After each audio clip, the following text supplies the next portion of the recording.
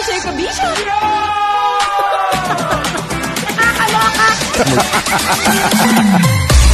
Love Radio. Music that makes you feel good. Love Radio.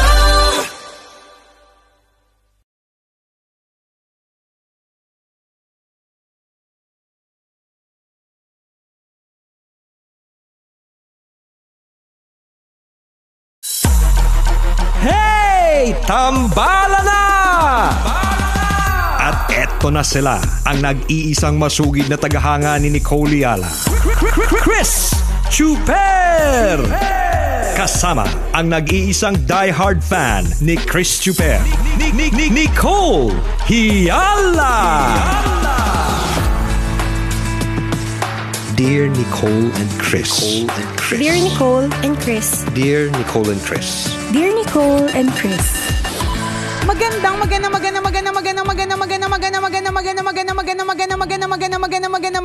morning, Luzon, Visayas at Mindanao, Metro and Mega Manila. It's a Feel Good Friday. Yes. Lalamunan pang Friday.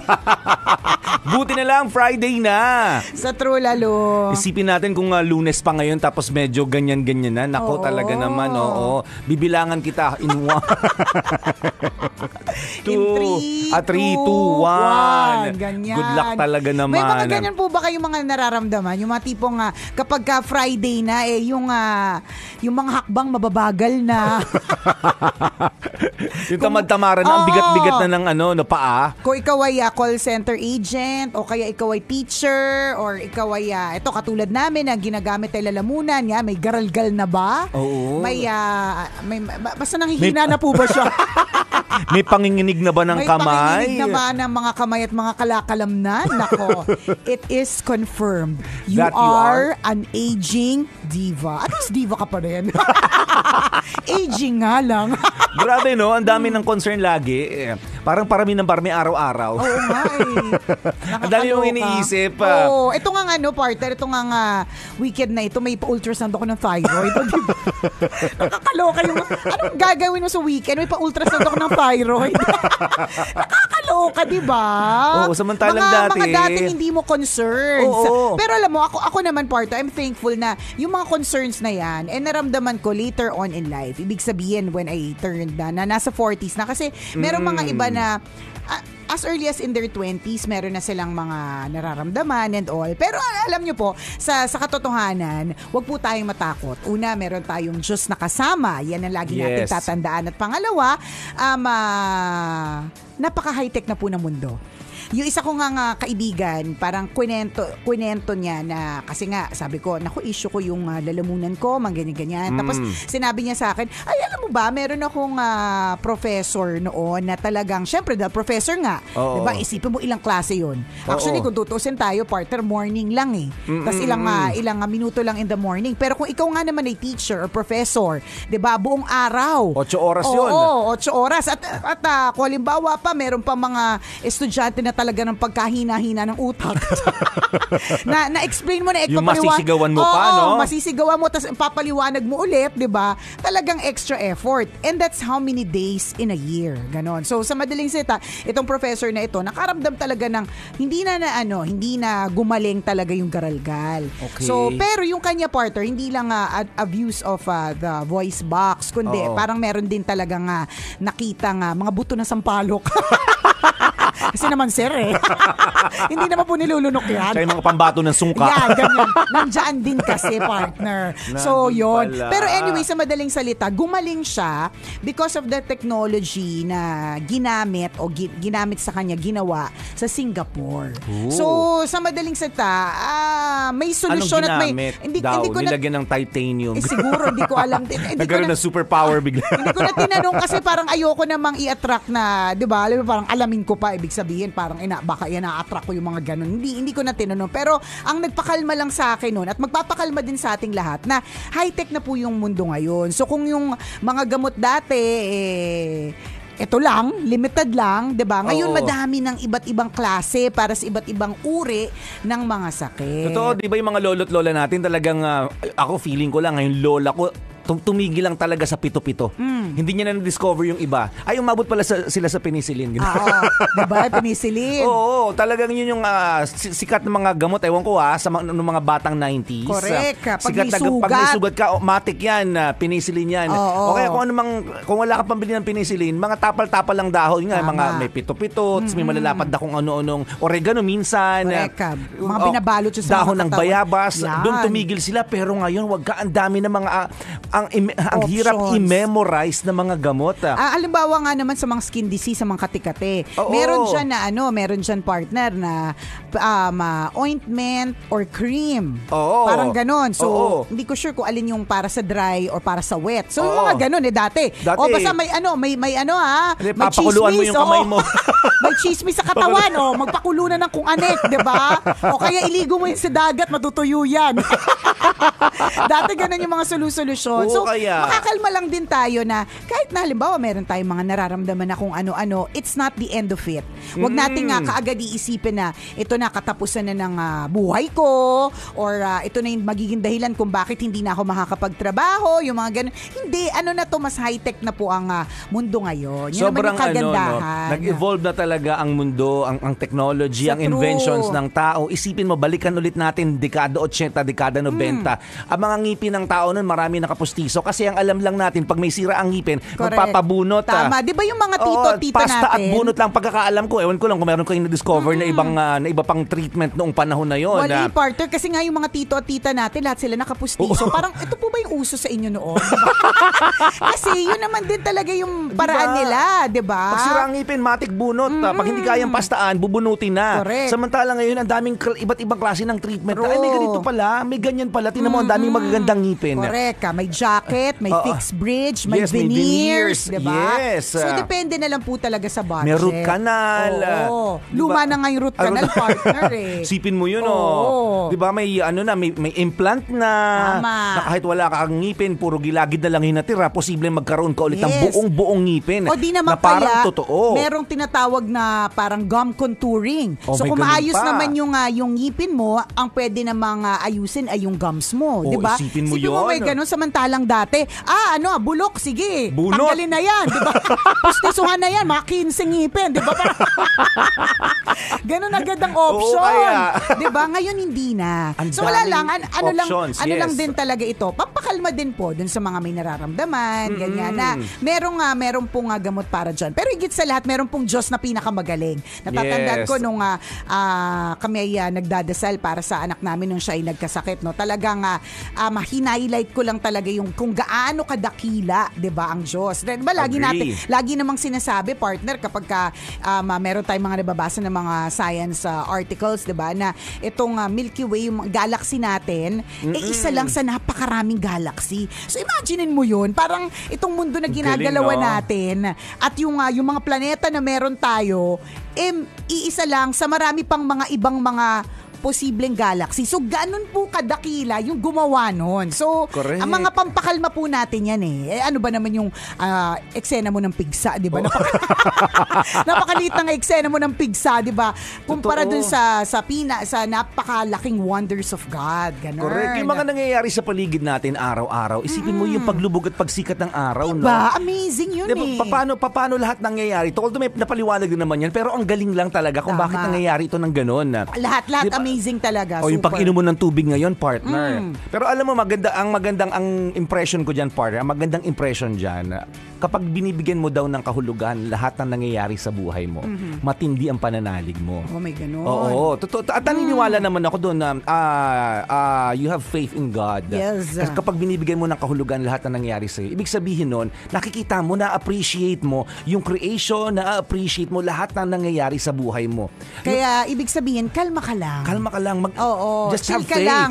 Just have faith that everything that is happening in your life, good or bad, may dahilan yan. Yes. So kung good, edi bongga good saya, Yes. 'di ba? Talagang enjoyin mo yan kasi gusto naman ng Diyos at gusto naman natin na mag-enjoy at matuwa, 'di ba? Kung bad, you will go through it, 'di ba? Ang promise naman, 'di ba, ng Diyos ay ang promise niya ay hindi yung mawalan ka ng problema, but ang promise niya is He will see you through those problems. Tutulungan ka niya, 'di ba? At sabi nga kung medyo talagang positibo kang tao, titingnan mo ito sa aspetong, ay hindi naman pala ako talo dito sa bad experience na to o itong gaseous na problema na ito. Hindi naman pala ako talo kasi meron naman pala ako natutunan. So, panalo din. Diba? Correct. Although hindi lahat ganyan mag-isip. Oo. Diba? Sa totoo lang. Maski kami na ganito magpayo, ganito mag-correct. Minsan nakakalimutan din namin to. Hindi. Kapag ka nasa gitna din kami ng matinding mga pagsubok. Naku, nagbabasag ng plato si Nicole. Oo, nako. Sabi ko sa'yo, partner, pag may budget TV ang binabasag ko. Kaya lang, kadalasan walang budget, kaya mga plati-platito lang. So, normal lang din. Yung platito sa pinakamalapit na karinderya sa kanila. Ganon. Hindi sa kanila. Hindi, syempre doon sa iba. Ayoko yung sa amin, tatatlo lang yun eh. Hindi, alam mo yun na, ano lang, paalala lang po, hindi lang po para sa inyo, kundi para din sa amin. Alam nyo, yung mga sinasabi namin, hindi naman sa lahat ng oras carry namin i-apply. Pero lagi namin sinasabi at pinapaalala para ipaalala din sa sarili natin na, ganito pala dapat. Totoo diba? yun. Tsaka nagbabago po yung mundo. Alam mo, partner, nung, di ba sabi ko nga, nitong nakaraang bakasyon, pa lang yung mga tao sa norte, pabalik na ako. Ganun. Kasi ayoko nga sumabay. So anyways, kaya pala marumi na yung pagudpud na pinuntahan nila. Grabe ka naman. Dinumihan mo na. Sobra ka naman. Naglutangan ng mga libag doon. Hindi naman ako nag-swimming, remember? So hindi ako yon. Tandaan! Nasa dalampasigan lang ako, di ba? Paano, pakaway-kaway sa camera, ganun, di ba? Oh. Hindi, ewan ko ha. Sino nagdumi Hindi doon? sa akin yung libag na yun, partner. Hindi sa akin yung libag. So, alam mo yun, papunta pa lang yung mga tao, pabakasyon pa lang yung mga tao, pabalik na kami dito, no? So, syempre, dahil nga it's a long drive, naturally, meron talagang mga posibleng mangyari sa sasakyan, di ba? Pwedeng magka-flat tire, pwedeng maubos ang baterya, di ba? Yung mga ganon. Maubusan ng gas. Pwede. Madaming mga pwedeng mangyari, di ba? So, isa sa nangyari sa amin, partner, nung pag-park namin sa isang gasoline station, biglang na-realize na asawa ko, parang malambot yung gulong. Tapos pag tulong nung dun sa gasoline station na yun, parang every time na binobombahan, few seconds later, nababawas na ulit yung air. So, ibig sabihin, hindi lang ito kulang sa hangin. Ibig sabihin, meron itong butas. Yes. Tapos yung itsura nung partner, nung nandoon sa gasoline station na, hindi na tayo magbabanggit ng mga gasoline station, madami naman yan, di ba? Yung itsura nung tao na nandoon, partner, parang wala siyang balak. Kasi parang meron naman kaming spare na gulong. And nandun kami sa part na meron silang gamit. Bukas sila eh. Siguro alam nila na talagang traveling period ng mga tao. So huwag tayo magko-close, diba? This is the time that they need us at magne-negosyo tayo. Kitang-kita talaga namin yung itsura nung attendant na parang wala talaga siyang balak na magpalit ng spare tire. Alam mo naman yun eh. Yung kapag parang ang bigat-bigat ng kalooban na parang bit-bit niya yung gasoline station. Ganon yung itsura niya. Nakapulupot sa kanya yung hose. Parang ganon, partner. Kaya sobrang bigat. Yun, parang ganon yung itsura niya. Yung parang may nakapulupot nga ba talaga sa yung hose? O kaya may tatlo bang gulong dyan na hindi namin nakikita sa leeg mo at parang parang bigat na bigat siya na parang ayaw niya sa madaling salita. So kami naman kahit na medyo emergency situation yun, inisip na lang namin na hindi kami magtatagal sa expressway, exit kami. Kasi for sure, pag nag-exit ka sa kahit saan, meron kang makikitang vulcanizing shop. Napakaraming ganyan sa Pilipinas, di ba? So sabi namin, sige na lang, di ba? Kaysa mainis naman kami na saltik ng saltik habang pinapalitan yung kulong, di ba? So sabi na lang namin, tiwala lang, hindi tayo pababayaan ni Lord, sabi namin, tayo exit tayo ng Mexico, di ba? Isipin mo, from Ilocos Norte, Mexico real quick. Baka susunod pagliko no, El Salvador na. Tapos pag Ecuador, di ba? Tapos konting exit pa, di ba? Nandun na kami sa Brazil.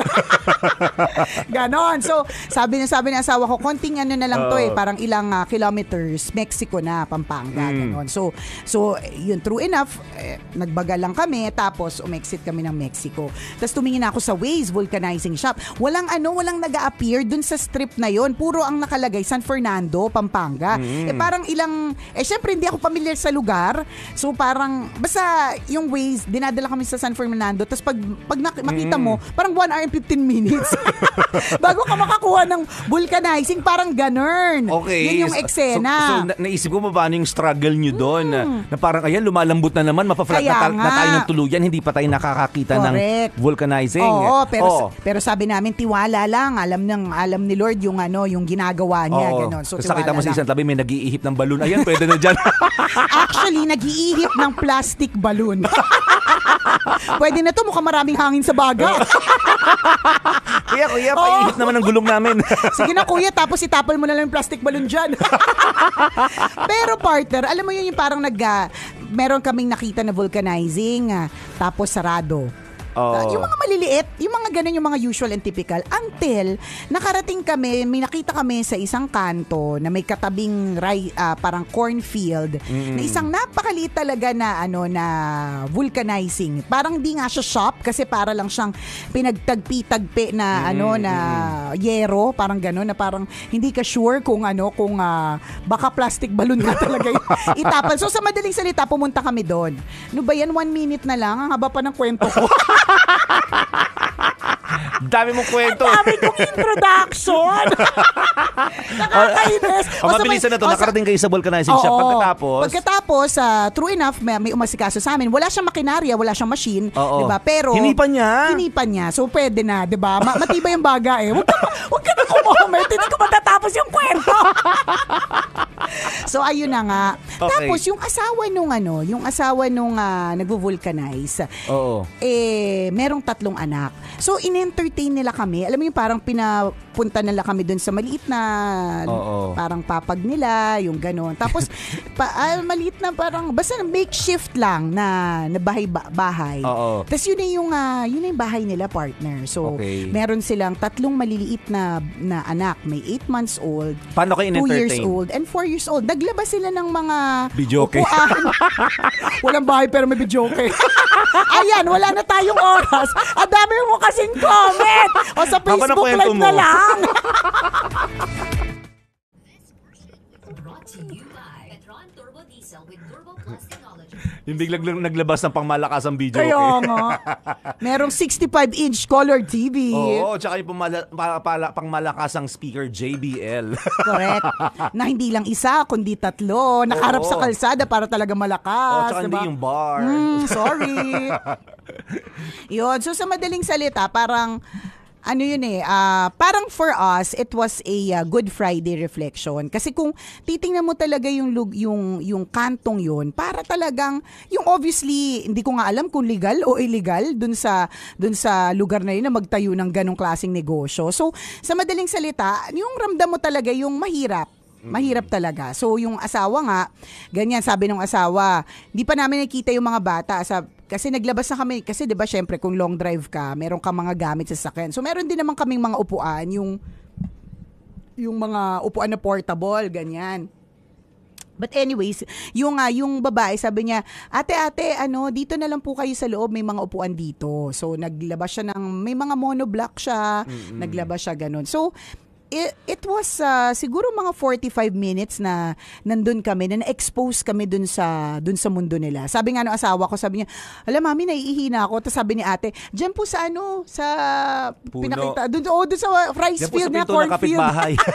Wala nga silang kapitbahay, partner, kasi nga parang ginawa lang talaga yung lugar na yun, parang ganun. So, yung bang na-expose kami dun sa ganong klaseng world na meron sila, tas meron silang crib, pats yung crib yung sirang-sira na talaga. Yung hindi mo talaga maiisip na pwede pa ba to talaga magamit, or maiisip parang maiisip mo delikado kasi kapag tumatalon yung bata, feeling mo babagsak, or may mga ang lalaki na ng mga iwang, yung mga nilagay mo pa siya dyan pero lulusot naman yung bata, parang ganon.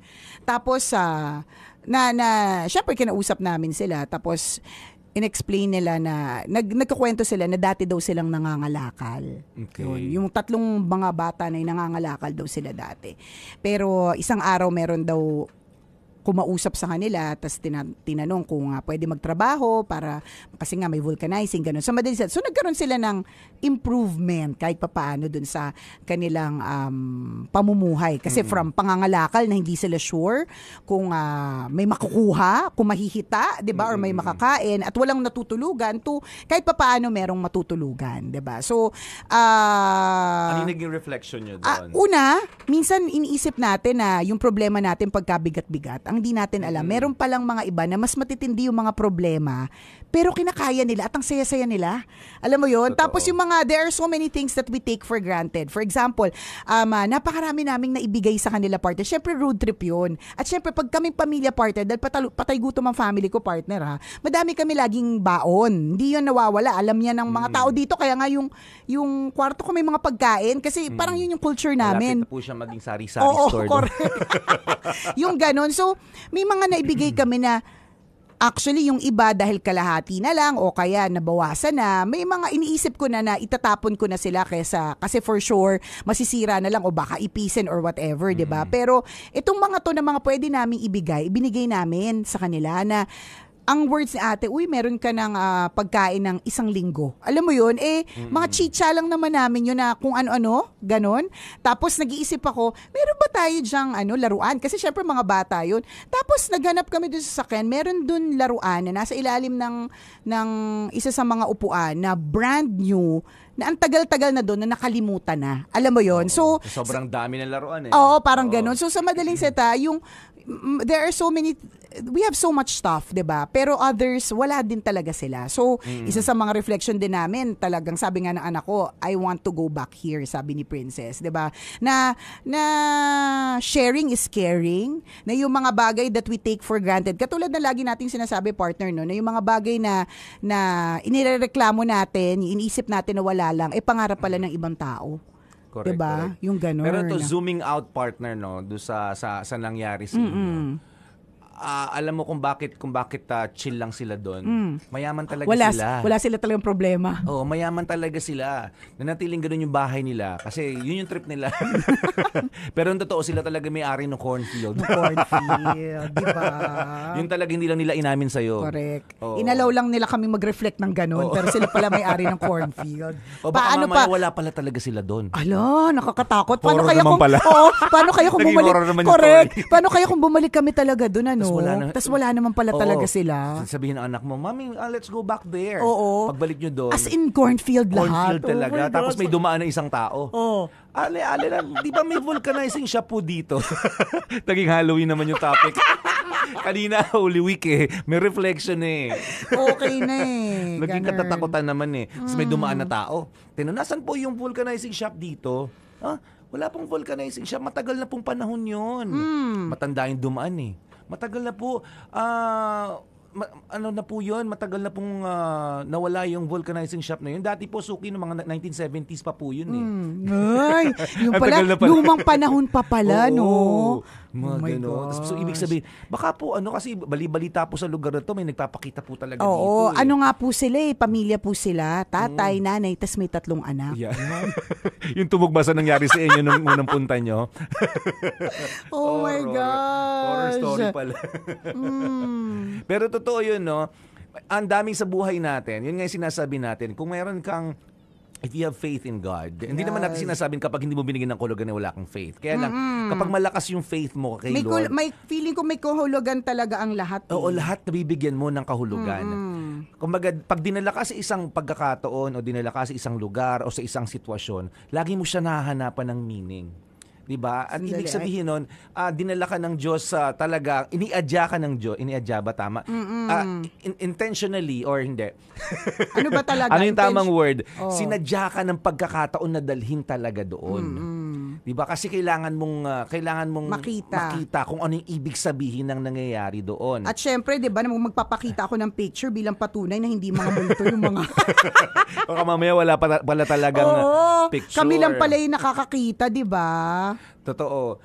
Ito sila, partner. Ito yung sinasabi kong Ito yung sinasabi kong crib. Ito yung sinasabi kong ang lalaki ng awang, partner. Parang 1970s yung Oo ganyan. nga, Pero yung parang- tema.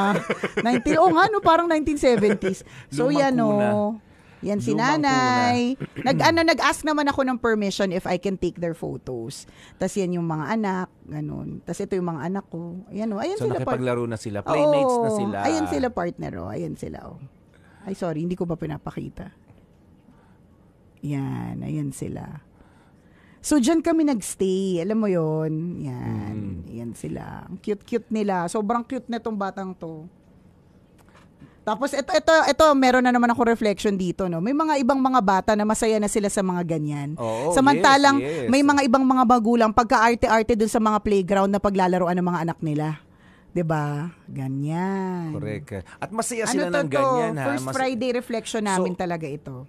Talagang dinala kayo ng pagkakataon dyan, partner. totoo diba? Hindi yan, it's not By chance. an accident. Oo. It's not by chance. Oo. Hindi accidental yung nangyari, mga kaibigan. Sinadya talaga kayo ng pagkakataon doon. Lalo na kayo, yung sa sample story mo. Kasi meron kayong kailangan makuhang story doon. Yes. At pwede nating i-apply yun sa mga sarili natin. Kung bakit tayo nandito ngayon, kung bakit ka nakikinig ngayon, kung bakit mo pinagdadaanan, kung ano man yung pinagdadaanan mo ngayon, kabisyo, May dahilan. it's no accident. Yes. May dahilan kung bakit nangyayari sa yan. Kung problema yan, may dahilan kung bakit nangyayari yan. Yun ang lagi nating isipin, may kahulugan ang lahat nangyayari. May dahilan ang lahat ng nangyayari sa atin kung bakit natin to kailangan pagdaanan. Kung nababaon ka sa utang ngayon, may dahilan yan kung bakit nangyayari sa'yo. Kung bakit broken-hearted ka ngayon, may dahilan kung bakit nangyayari sa'yo ngayon yan. Kung bakit masagana ang buhay mo ngayon, may dahilan din kung bakit nangyayari sa'yo yan. Totoo. At sabi nga nila, kapag ka daw ang buhay mo ay masagana, ang mission mo talaga is to share. Yun ang sinasabi. Sabi ni Michael Brian Barkin, yung pala mga angels yun binigay ni God para matulungan kayo, para maayos na yung gulong. Sa totoo lang din, kasi ang Pwedeng reflection yun. Oo, babalik kami ng Laguna pa eh. Ang layo pa namin, nasa NLEX pa lang kami, 'di ba? So, mahaba pa yung babiyahihin. So, kahit na pabalik kami ng Maynila, kahit lahat pa uwi na, still, may possibility na maka-encounter kami ng traffic. So, hindi talaga pwedeng bumabiyahe kami ng butas ng gulong. Napakadelikado nun. Correct. Yun, sabi ni Leonard Beringuela, yung kakaabang mo sa story ni Nicole na pa-open ng FB para marinig yung continuation ng story. Yan, sabi naman ni Angel Chard Laksina, maganda Miss Nicole Ayala, basta Pampanga, hospitality po kami dito. Hospitable kayo dyan. Yan, matindi ang inyong hospitality, ganun. Yun yung ibig sabihin. Ayun. Sabi ni Dennis Guevara, yup, correct, sharing will give you blessings. Kaya pa na yung share ni Dennis Guevara, 'di ba, sa ating lahat. Tingnan mo, namamayagpag lagi si Dennis, 'di ba? Laging sagana, laging blessed. Yun talaga 'yon. O magandang reflection din yon. Sabi ni Gina Lynn De Jucos, yun din po ang naisip ko, baka wala talagang vulcanizing shop doon. Pero, kung titingnan mo rin kung halimbawa wala talagang vulcanizing shop, sa totoo lang, scary talaga siyang pakinggan. Pero in a way, kung titingnan mo dun sa aspetong, it might also be heaven sent. 'Di ba? Na wala naman talaga pero 'di ba? Ang dami kayang hindi maipaliwanag na bagay sa mundo. 'Di ba? 'Di ba nung isang araw kinikwento ni nararamdaman ko tatakutin mo ako part. Teka lang, tititignan kita. Hindi kita bibigyan ng chance. Dapat maging alerto ka. Hindi kita mapagmasid ka. Hindi kita bibigyan ng chance, mapasigaw ako, bawal. Hindi, kahapon ba yun? Kahapon lang. Kinikwento ni Robin Shena. Kaya kabahan ako sa'yo. Wala. Masyado ka sa akin.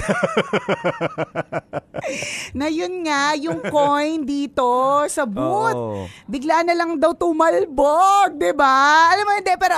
May nagtotoss coin dyan na hindi natin nakikita. Correct. So madaling salita, ang dami din mga bagay sa mundo na hindi talaga maipaliwanag. So kung talaga na... Although I'm...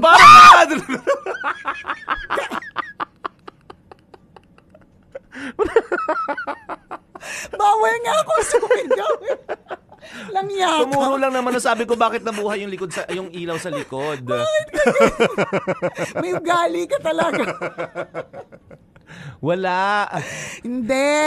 May mga bagay lang di maipaliwanag sa mundo. So, curious lang din ako. Balikan kaya namin. Baka nga naman wala. Isipin mo kung wala talaga. Ano itong mga picture na to?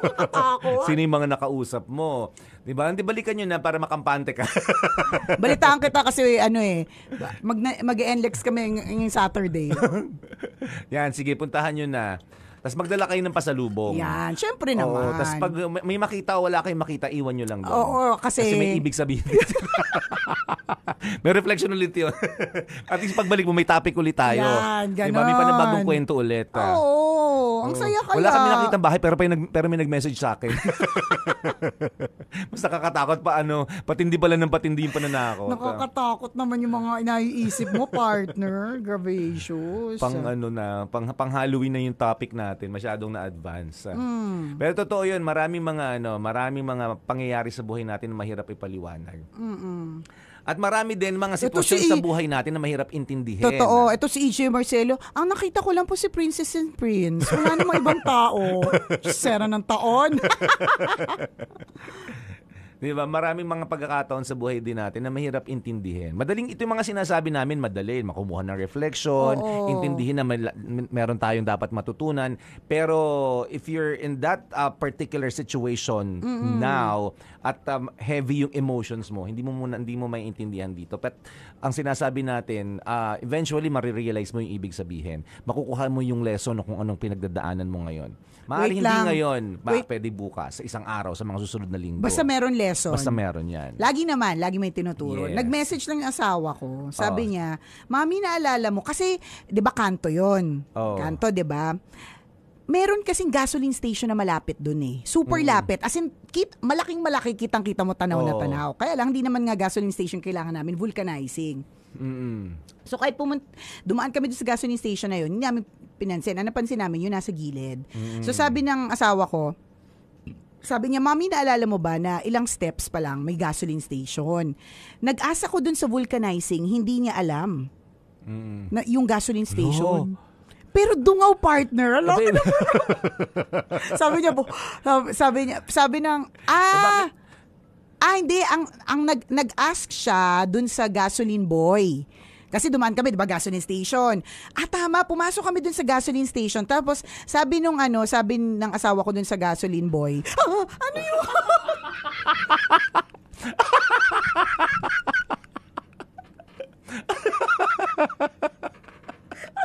Paraling ka na.